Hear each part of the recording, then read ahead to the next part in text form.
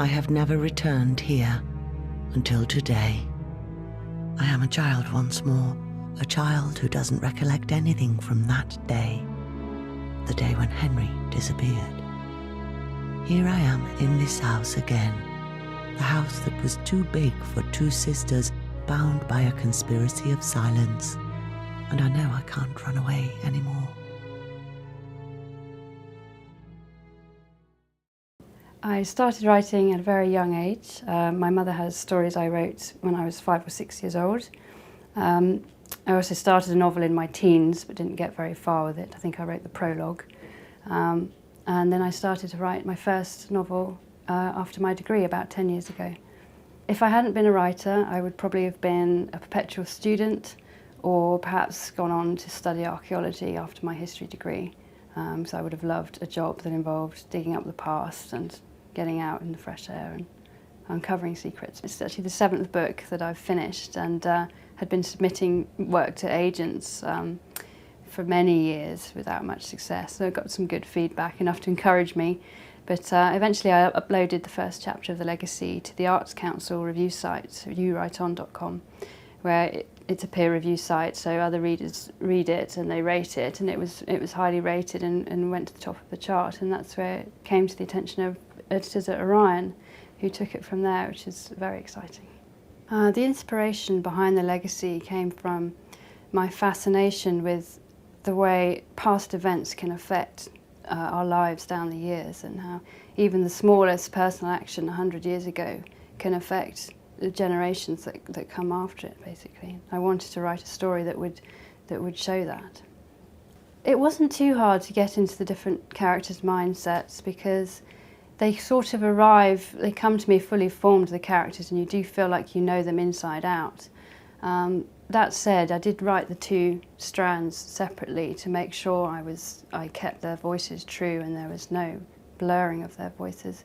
And Caroline was a harder character to write, just because I wanted to make sure readers understood why she'd done what she'd done, because she does do something in the story that's pretty unforgivable.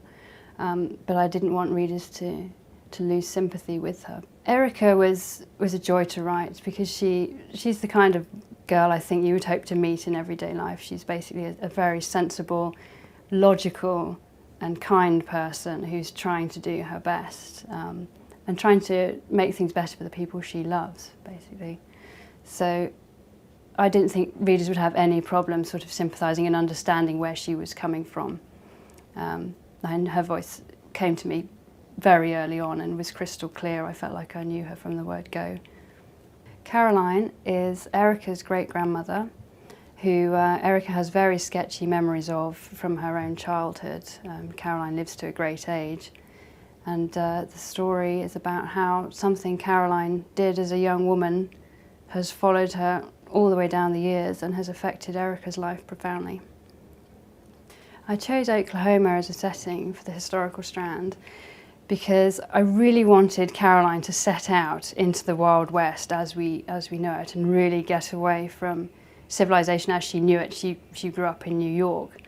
But I also wanted Erica to have met her as a child, so it needed to be set in the early years of the 20th century, which kind of made it 60 years too late for the real Wild West, which had kind of passed into myth already by then, except in Oklahoma, where it had been Indian territory until the turn of the 20th century. So they were very much further behind the rest of the western states in terms of white settlement and farming.